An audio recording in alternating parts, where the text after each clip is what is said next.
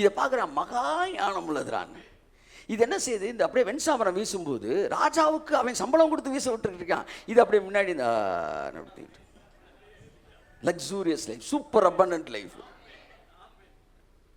என்ன தைரியம்? உங்க அப்பா சொத்து சத்து வச்சிருக்கிறாரா? இல்லை நீ பெரிய பரிசுத்தவானா? இவ்வளவு ஆசீர்வாதத்தை நீ ஏன்டா எதிர்பார்க்கிற? நாங்கள் ராஜாவின் அரண்மனையிலே வீட்டை கட்டுகிற சிலந்தி பூச்சிகள். நாங்கள் இதுல நாங்க கட்ட வேண்டியதுல பில்டிங் இயேசு முடித்து வைத்திருக்கிறபடினால அந்த முடிக்கப்பட்ட நீதியிலே நாங்கள் இப்படி ஒரு வாழ்க்கை வாழுவதற்கு நாங்கள் திட்டமிடுகிறோம். எல்லா பூச்சியும் இந்த போய் ஒவ்வொரு குச்சியா எடுத்துட்டு வந்து என்ன செய்யுது, அப்படியே வச்சு அதுக்கு மேலே கொஞ்சம் இலதலையை போட்டு கொஞ்சம் ஸ்மூத்தாக இருக்கட்டும்யா அப்படின்னு போட்டு எல்லாம் பண்ணிவிட்டு அப்படியே வந்து ஒரு மரத்து கீழே இருந்துட்டு ஒரு மாதிரி நிழலில் இருப்போம்டான்னு இருக்கும்போது இது மட்டும் அப்படி சக் சக் சக் ஸ்பைடர்மேன் ஸ்பைடர்மேன் போய் கும்முன்னு போய் ராஜா அரண்மனையில் போய் ஏசியில் கும்முன்னு உட்காந்துருச்சு. எல்லாம் ரிஸ்கில் கட்டுது, இது எதுவுமே கட்டலை. ஏற்கனவே கட்டப்பட்ட வீட்டுக்குள்ளே போயிடுச்சு. இதுதான் கிரேஸ். இதை பேசுனது முட்டாள்தனம்னு சொன்னால் பைபிள் முட்டாள்தனம்னு சொல்லலை, மகா ஞானம்னு சொல்லுது. கிருபை பேசுகிறவன் எப்படியா முட்டாள்னு சொல்ல போச்சு? நீ காலு கத்திக்கிட்டு இருக்க பாரு, அது முட்டாள்தனம் நான் சொல்ல மாட்டேன், அது ஞானம்னு வச்சுக்க. ஆனால் கிரேஸ் வந்து மகா ஞானம். சாலமோன் சொல்கிறான், இது வந்து ஹையர் லெவல் விஸ்டம்யா. ஆமாம், என்னென்றால் ஏற்கனவே முடிச்சதில் வாழ்கிறது. எத்தனை பேர் முடிச்சதில் வாழ்கிறீங்க? ஆமென். நீங்கள் சேஃபாக இருக்கிறீங்க. Higher level protection, higher level luxurious life. இது எல்லாம் உங்கள் உழைப்பில், அவர் உழைப்பில். ராஜாவும் மாளிகையில் ராப்பகலாய் அமர்ந்திருப்பேன். என்ன காட்டாது? சிலந்தி பூச்சி அப்படி தான் பாடிட்டு உட்காந்துருக்கு. ராஜாவும் மாளிகையில் துதித்து மகிழ்ந்திருப்பே, துயரம். திடீர்னு வந்து வேலைக்காரங்களாம் வந்து ஒற்றை குச்சி எடுத்துடுவான். இந்த இதை ஃபுல்லாக காலி பண்ணி சர்சன் போது என்ன பண்ண போகிறீங்க? வெள்ளை அடிக்க வச்சு அடிச்சு வைங்க வரேன்டா அப்படின்னு போயிடும்.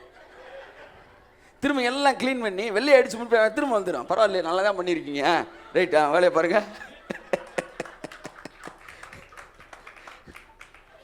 தேவன் இப்படிதான் நம்மளை வச்சிருக்காரு. நம்மலாம் ஞானிகள் அல்ல, மகா ஞானிகள். இயேசு முடித்ததில் வாழ்கிறோம். கரங்களை தட்டி ஆமென், ஹல்லேலூயா. இதான் சோ சிலந்தி பூச்சி ராஜாவின் அரண்மனையில் வாழ்வது போல நீங்கள் அதுக்கு அத்தகைய ஞானிகளாக இருக்கிறீர்கள். கர்த்தர் ஆசீர்வதிப்பார். ஆமென், பிரைஸ் காட். ராஜாவும் மாளிகையில், கம் ஆன் எவரிபடி, மகா ஞானம் அது. ராஜாவும் மாளிகையில் ராப்பகலாய் அமர்ந்திருப்பே, துதித்து மகிழ்ந்திருப்பே, எல்லா துயரம் மறந்திருப்பே, துதித்து மகிழ்ந்திருப்பே, எல்லா துயரம் மறந்திருப்பே. என் அன்புக்குரியவர்களே, அந்த சிலந்து பூச்சி ராஜாவோட அரண்மனையில் போய் உட்காந்துச்சான். அதுக்கு தகுதியே இல்லை, அது பலவீனமான ஜந்தான். ஆனால் ராஜாவோட அரண்மனையில் போய் சூஸ் பண்ணிச்சான். அப்படிதான் வேதம் சொல்லுகிறது, அவர் உங்களை உன்னதங்களில் அவரோடு கூட உட்காரவும் செய்தார். நீங்கள் அந்த சிலந்தி பூச்சி ராஜா மாளிகையில் இருந்துச்சோ அப்படி உங்களை உன்னதங்களில் உட்கார வைத்தாரான் தேவன். என் அன்புக்குரியவர்களே, தேவன் உங்களை உயரமான, அதாவது நீங்கள் கர்த்தராகிய இயேசு கிறிஸ்துவை ஒருவேளை ஏற்றுக்கொள்ளாதவர்கள் நீங்கள் இருப்பீர்கள் என்றால் நான் உங்களுக்கு சொல்கிறேன், இயேசு கிறிஸ்துவை சொந்த இரட்சகராக ஏற்றுக்கொள்ளும் பட்சத்தில் அவர் முடித்து வைத்த சகல ஆசீர்வாதத்திற்கும் உங்களை சுதந்திரவாளியாய் மாற்றுகிறார். நீங்கள் பிள்ளைகளானால் சுதந்திரமாமே, சுதந்திரமாமே. அதனால தான் முதல் எடுத்தோன்னா உங்களை வந்து பரிசுத்தமானாக்காம பிள்ளை ஆக்கிறார். ஏன்னா ஒரே சேனல் உறவு தான் அவருக்கு. இன்றைக்கு இயேசுவை நீங்கள் சொந்த இரட்சகராக ஏற்றுக்கொள்வீர்கள், அவர் முடித்து வைத்தவையின் ஆசீர்வாதத்தை நீங்கள் அனுபவிக்க முடியும். ஒரே ஒரு சரணம், என் பலனே என் கோட்டே. ஆமென். கொடுங்கிறது உங்களுக்கு. என் பலனே, என் பலனே என் கோட்டையே, ஆராதனை உமக்கே. எல்லாரும் சொல்லுவோமா? நீங்கள் ஆசீர்வாதத்திற்கு பாத்திரராய் இருக்கிறீர்கள். ஆமென். அரண்மனையில் வாசம் செய்கிற சிலந்தி பூச்சியை போல ஆமென், ஆமென். அவரோடு உன்னதங்களில் அமர்ந்திருக்கிறீர்கள். மறைவிடமே, என் உறைவிடமே, ஆராதனை உமக்கே. மறைவிடமே, என் உறைவிடமே, ஆராதனை உமக்கே. ஆராதனை, ஆராதனை. ஓரா சந்துரா பாபா பாபா. அப்பா அப்பா, உங்களுக்குத்தான் ஆராதனை. ஹல்லேலூயா. ஆராதனை. ஆமென். அப்பா அப்பா,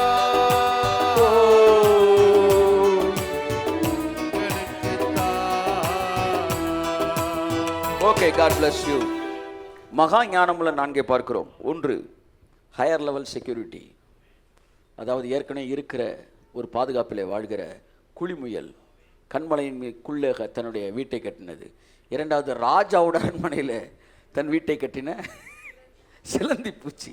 இதெல்லாம் அற்பமானதான், இதெல்லாம் வீக்கானதான். சத்துவம் இல்லாத ஜந்து ஒன்று, அற்பமானது ஒன்று. ஒன்று கொஞ்சம் சொல்கிறாரு, தேவன் பலவான்களை வெட்கப்படுத்தும்படி பலவீனமானவர்களை தெரிந்து கொண்டார், ஞானிகளை வெட்கப்படுத்தும்படி பைத்தியமானவர்களை தெரிந்து கொண்டார், உள்ளவைகளை அவமாக்கும்படி இல்லாதவைகளை தெரிந்து கொண்டார். இந்த உலகத்தில் இழிவாய் இழிவாய் இழிவாய் இழிவாய் எண்ணப்பட்டவைகளை எடுத்து கொடுங்க சார், விசில கொடுங்க சார். Praise God. Hallelujah. பிடித்த வசனங்களிலே ஒன்று, இந்த உலகத்தில் உள்ளவைகளை பணம் வைத்திருக்கிறவர்களை அவமாக்கும்படிக்கு இந்த உலகத்தில் இழிவானவைகள் அற்பமாய் எண்ணப்பட்டவைகளையும் இல்லாதவைகளையும்.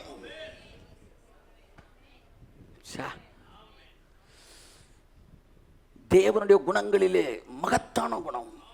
அவர் செலக்ட் பண்ணும்போது உலகத்தில் ரொம்ப பெர்ஃபெக்ட் சார், அவன்லாம் ஒதுக்குனாராங்க.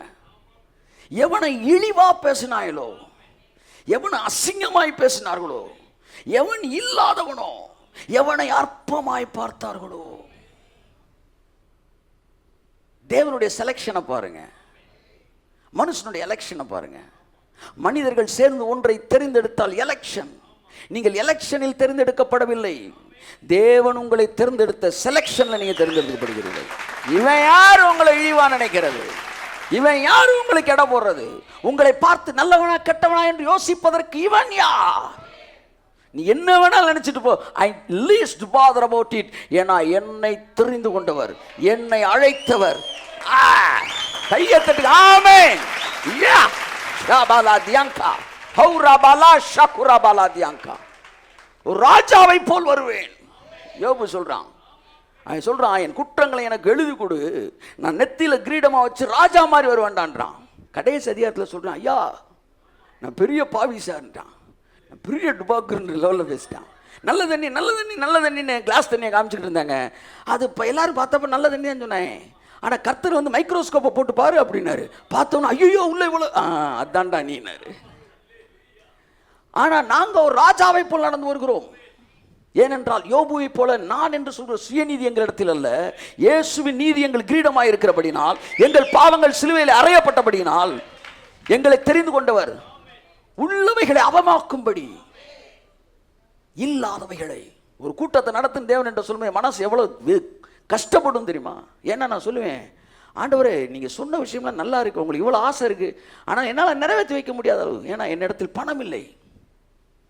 அதில் எவ்வளோ பெரிய பணக்காரங்களாம் இருக்கிறாங்க. சூஸ் தம். கர்த்தர் என்று சொன்னார், உள்ளவைகளை அவமாக்கும்படி இல்லாதவைகளை தெரிந்து கொண்டேன். ஆமேன் ஆமேன். அதுதான் தேவன். சத்துவமற்ற ஜந்து அந்த குழிமுயல். ஆனால் எல்லாம் ஆடிச்சான், அது மட்டும் ஆடாமல் இருந்துச்சு. அந்த சிலந்தி பூச்சி லக்ஸூரியஸ் லைஃப் அனுபவிக்குது. மூணாவது பாருங்க, நான் மற்ற ரெண்டையும் சீக்கிரம் முடிச்சிடறேன். ஒன்று எறும்பு. இந்த எறும்பு என்ன செய்யுது, மாரி காலத்தில் தேவையானதை கோடை காலத்தில் சேர்த்து வச்சிருது. ஒரு வேலையை ஒரே தடவையில முடிச்சிருது. அல்லேலூயா சொல்லுங்க. 6 மாதம் ரெஸ்ட் அதுக்கு. அல்லேலூயா சொல்லுங்க. எறும்பு வந்து இலைப்பாறுதல் இருக்கு. ஐயா வெளியில் மழை பெய்யா, அங்கே இருக்கிற ஒரு 4 உருண்டை சாப்பாடு ஐடியா அப்படின்னு உடனே எடுத்துட்டு வராங்க.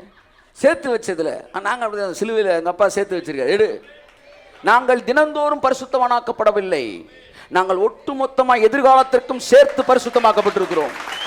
நாங்கள் அன்றாடம் எங்களை கழுவி கவுத்துவதற்கு வந்து நாங்கள் கழுவல, நாங்கள் ஒட்டுமொத்தமாக கழுவப்பட்டிருக்கிறோம், நீதிமானாக்கப்பட்டிருக்கிறோம், மகிமைப்படுத்தப்பட்டிருக்கிறோம், பரிசுத்தமாக்கப்பட்டிருக்கிறோம். எறும்பு எல்லா வேலையும் மொத்தத்துக்கு முடிச்சிடும். அதான் மகா ஞானம்னாரு. கிருபைக்குள்ள வந்தவன் தன் வாழ்க்கைக்கு தேவையான அத்தனையும் ஒரே நேரத்தில் முடிச்சு வைக்கிறான்.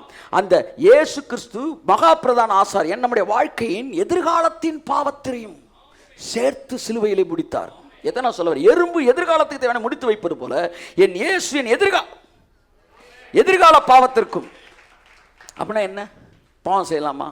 பாருங்க, கூட வருவாங்க போல பரலோகம் வரை தேல்கம்.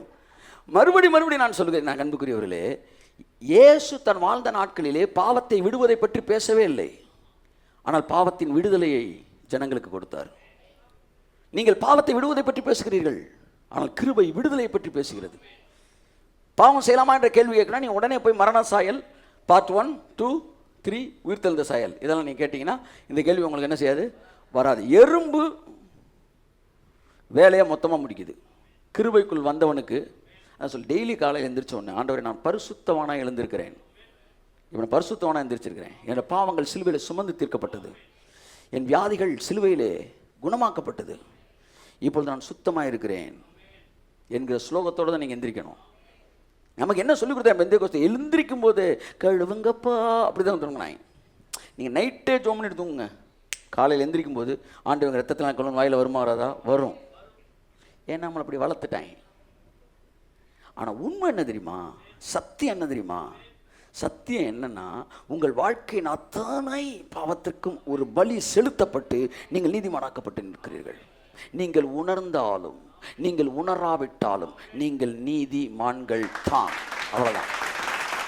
whether you believe it or not, whether you feel it or not, அவர் பார்வையில் உங்கள் பேர் நீதிமான் தாங்க. பல தடவை சொல்கிறேன், திரும்பவும் சொல்கிறேன். குற்றவாளி கூண்டில் ஏறி இருக்கார். உடனே நீதிபதி சொல்கிறார் அங்கேருந்து, குற்றவாளி கூண்டில் இருக்கிற குற்றம் சாட்டப்பட்ட குற்றவாளியாகிய இவர் அப்படின்னு சொல்லுவாங்க. ஐயா என் பேர் கருப்புசாமியானோ? கருப்புசாமியோ ராமசாமியோ? இப்போ உன் பேர் ஈபிகோ 302 படி நீ ஒரு கொலை குற்றவாளி. அப்போ அவன் பேர் ராமசாமி. ஐபிசி வழியாக பார்த்தா அவன் பேர் தெரியாது, அவனுக்கு வேற பேர். அப்படித்தான் உங்கள் பேர் ராமசாமியாக இருக்கலாம், குப்புசாமியாக இருக்கலாம். பிதா உங்களை இப்படி பார்க்குறதே கிடையாது. பிதா உங்களை பார்க்கும்போது சிலுவையின் வழியாகத்தான் பார்க்குறாரு. ஐயா என் பேர், உன் பேர் நீதிமான் தான். 2000 வருஷம் முன்னாடி சிலுவையிலே இயேசு சிந்தின ரத்தத்தின்படி நீதிமானாகிய இவனுக்கு அப்படித்தான் தொடங்குறாரு. என்னை தேவன் சிலுவையின் வழியாய் பார்க்கிறார். உங்க சாயலை மறந்துடாதீங்க, அது முடிக்கப்பட்டிருக்கிறது. அதுதான் உண்மை. எறும்பு சேர்த்து வச்சுட்டு ரெஸ்ட்ல இருக்குது. நீங்களும் கிருபையில் இருக்கும்போது உங்களுக்கான சகல ஆசீர்வாதத்தையும் இயேசு கிறிஸ்து சேர்த்து வைத்து இருக்கிறார் என்று சொல்லி அமைதியாக இருக்கிறேன். அதனதின் காலத்தில் அவ்வளோதான் மேட்ரு. ஜோம் பண்ணிட்டு அமைதியாக இரு, பதறாத. அல்லையா சொல்லுங்க. ஆமாம், 4 பேர் போகிறோம் கடைக்கு. உங்களுக்கு என்ன இட்லின்றான், ஒருத்தன் என்ன சொல்கிறான் தயிர் சாதன்றான், ஒருத்தன் பிரியாணின்றான், ஒருத்தன் வந்து அந்த தோசையில் மேலே வந்து பாருங்கள் அந்த மசால் வச்சு லைட்டாக எண்ணெயை மேலே கொஞ்சம் எக்ஸ்ட்ரா ஊற்றி முருகலாக போட்டு பதமாக வெளியிடுங்க அப்படின்ட்டான். அப்படியா அப்படின்றாங்க. 4 பேருக்குள்ளே ஆர்டர் போயிடுச்சு, மெனு சொல்லியாச்சு. திரும்ப எப்பெல்லாம் வந்து அந்த வெயிட்டர் கிராஸ் ஆகிற அப்போல்லாம் சார் மசால் வடை அப்படி சொல்லலாம் தேவையில்லை, சொல்லிட்டீங்களே க்ளீனாக போயிடும். ஒரு சர்வர் நீங்கள் சொன்ன ஒரு தடவை சொன்ன ஆர்டரை கரெக்டாக உள்ளே போய் சொல்லியிருக்கிறான்னா தேவன்ட்ட நீங்கள் சொன்ன விண்ணப்பம் போய் என்ன சார் நினைக்கிறீங்க நீங்கள்? யார் சார் சொன்னது அவரை சுரண்டணும்னு? யார் சொல்லி கொடுத்தவரை காலரை பிடிச்சி ஆட்டணும்னு? விடாதிருங்கள். ஏன் கேட்கக்கூடாதபடி என் செவி மந்தமாகவில்லை. ஒரு வெயிட்டர் சொன்னோன்னு நோட்ஸ் எழுதிட்டு அடுத்து வரும்போது மசால் தோசை தானே க்ளீனாக போட்டுக்கிட்டு இருக்காரு மாஸ்டர்ன்றான். அதை விட தேவன் மட்டம் ஆயிட்டான்றேன். ஒரு தடவை சொன்னா போதும். இட்லி வந்துருச்சு, தயிர் சாதம் வந்துருச்சு, இன்னொருத்தனுக்கு வந்து தோசை வந்துருச்சு, என் ஐட்டம் இன்னும் வரல. என்ன சார் உங்கள் ஐட்டம் முக்கியமான ஐட்டம் சார், லேட்டாக தான் வருன்றான். சார் அவருக்கு இட்லி வந்துருச்சு, அவர் இட்லி கேட்டார் வந்துருச்சு, நீங்கள் கேட்ட பிரியாணி. அப்போ ஒரு டேபிளில் 3 பேருக்கு வந்துருச்சு, ஐயோ எனக்கு வரலன்னு சொல்லக்கூடாது, உங்களுக்கு வரும், ஸ்பெஷலானதெல்லாம் லேட்டாக தான் வரும். இதில் என்ன உங்களுக்கு குழப்பம்? 4 பேர் சேர்ந்து நான் ஆர்டர் போட்டோம், வரும் சார் வரும். உன்னை ஊக்கத்தோடு ஜெபிக்கிறீங்களா? ஓ ஆண்டவரே மசாலா தோசை எப்படி ஆகிலும் வரவில்லை தடிக்கு. சொன்னதோடு நிப்பாட்டிக்க. சுட வேண்டியது கொண்டு வந்து டேபிள் வைக்கிற வரைக்கும் அவர் பொறுப்பு. ஆமென் சொல்லுங்க. Christian life is very simple. சேர்த்து வைத்திருக்கிறார். அதினதின் காலத்தில் நேர்த்தியாக ரிலீஸ் பண்ணுவார். 4வது, தனக்கு தலைவன் இல்லாதிருந்தும் பவுஞ்சாய் புறப்படுகிற வெட்டுக்கிளி. இந்த வெட்டுக்கிளிக்கு மட்டும் லீடர்ஷிப்பே கிடையாது. பழைய ஏற்பாட்டில் இருக்கவனுக்கெல்லாம் கட்டளை இருந்துச்சு, பழைய ஏற்பாட்டில் இருந்து பிரமாணம் இருந்துச்சு, அந்த பிரமாணத்தின்படி தான் நடப்பாங்க. ஆனால் புதிய ஏற்பாட்டில் இருக்கவனுக்கு பிரமாணமே கிடையாது. இந்த வெட்டுக்கிளிக்கு தலைவனே கிடையாது.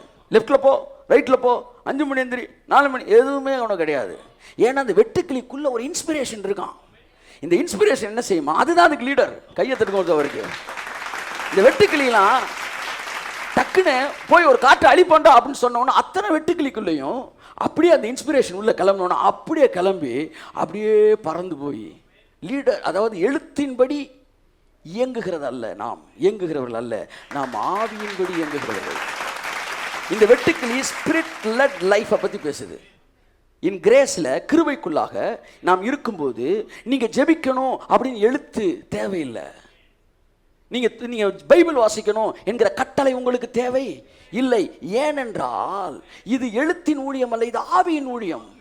நீங்கள் ஜெபிக்க வேண்டும் என்று உங்களை தூண்டுவதற்கு ஒருவர் உங்களுக்குள்ளே இருக்கிறார். அவர் இருக்கும்போது கட்டளைகள் உங்களுக்கு தேவை இல்லை.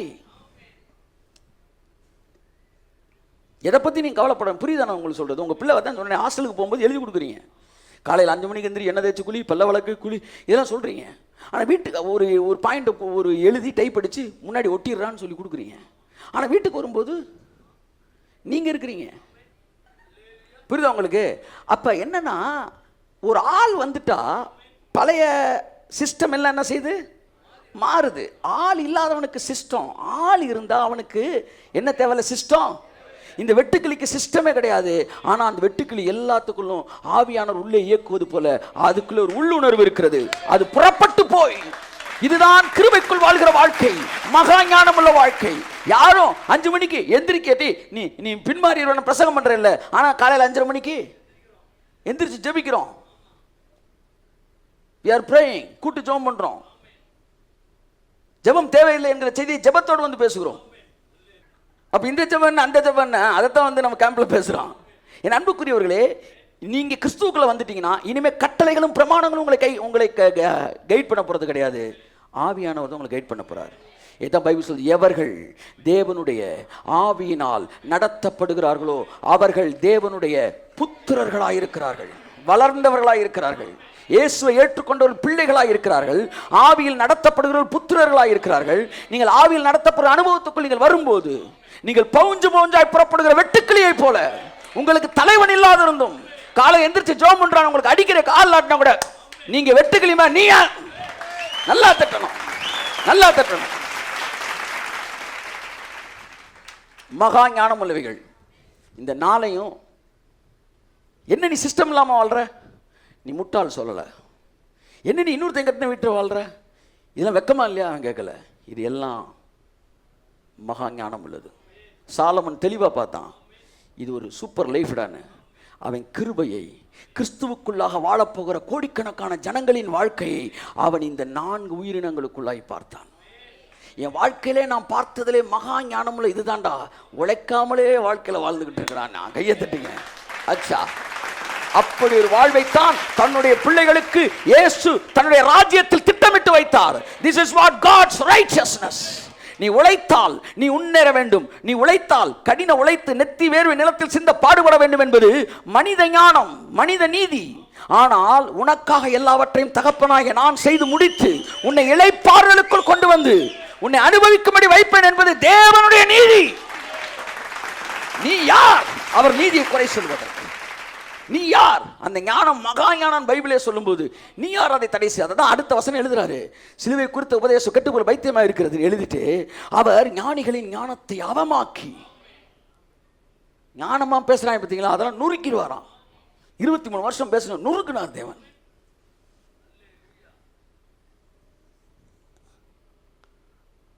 தேவன் இல்லாதவளை தெரிந்து கொண்டு ஒரு எளிமையான வாழ்க்கை, ஆனால் உயர்ந்த ரக வாழ்க்கை, உங்கள் வலிமைக்கும் மேலாய், உங்கள் எல்லைக்கும் மேலாய் வாழ்கிற ஒரு வாழ்க்கையை இலவசமாய் உங்களுக்கு தந்திருக்கிறார்.